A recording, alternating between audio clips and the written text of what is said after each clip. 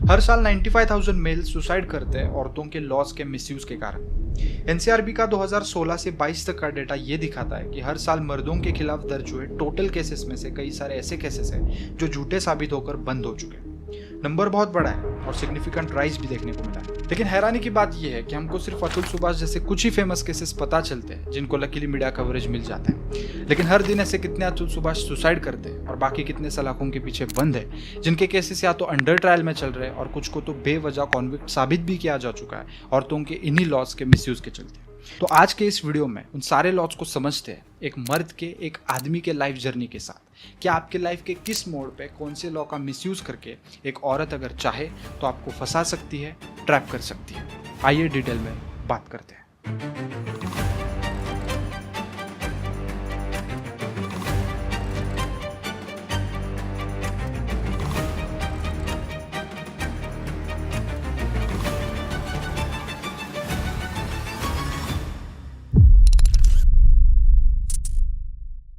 कई लोग सोचते हैं कि एक मर्द के लिए मुश्किलें तब शुरू होती है जब उसकी लाइफ में कोई गर्लफ्रेंड या वाइफ आती है, लेकिन असली कहानी तो उससे भी पहले शुरू हो सकती है तब जब इवन गलती से किसी औरत को आपका रवैया ठीक ना लगे।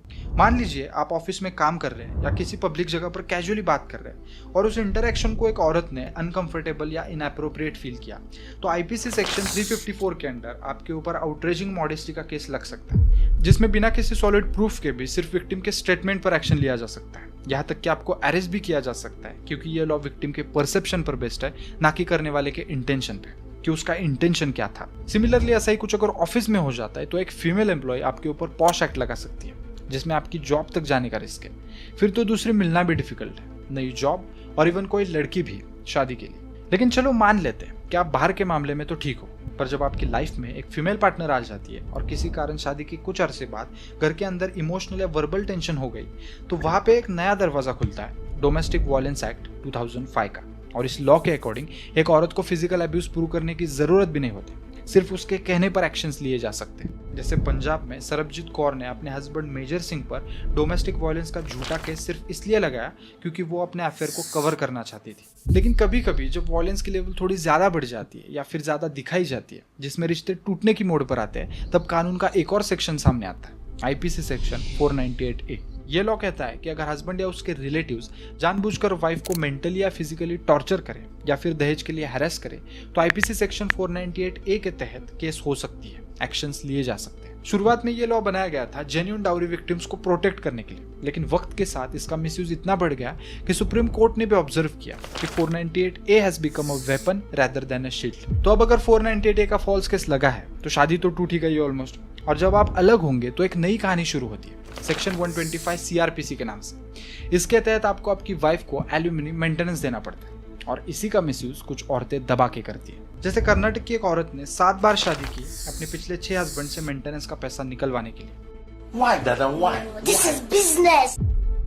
और मेंटेनेंस के नाम पे तो कुछ भी अमाउंट्स मांगी जाती है, कभी कभी तो जजेस भी हैरान हो जाते हैं।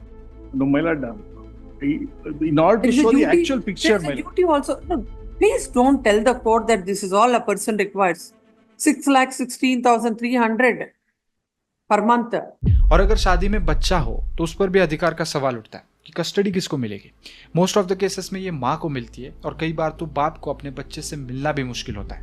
इन्हीं लॉज के मिसयूज का जिंदा सबूत है अतुल सुभाष, जिनके खिलाफ उनकी वाइफ ने झूठी क्रुएल्टी, डाउरी हैरेसमेंट जैसे कई सारे इल्जाम लगाए, यहाँ तक कि बच्चे से मिलने के लिए भी पैसे मांग लिए। उसके अलावा सालों कोर्ट के चक्कर, जज की हैरेसमेंट, ब्राइब, इवन उनका मजाक बनाया गया और इन्हीं सारे फ्रस्ट्रेशन के अंडर उन्होंने सुसाइड कर दिया।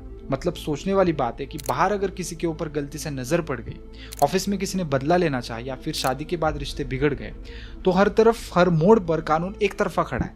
जो कानून किसी को बचाने के लिए बना है, क्या वो किसी और की जिंदगी को बर्बाद करने का हक देता है? और अगर वो दे रहा है तो जरूरत है ऐसे सभी कानूनों को रीडिफाइन करने की। आज के लिए बस इतना ही, मिलते हैं नेक्स्ट वीडियो में, तब तक बाय बाय।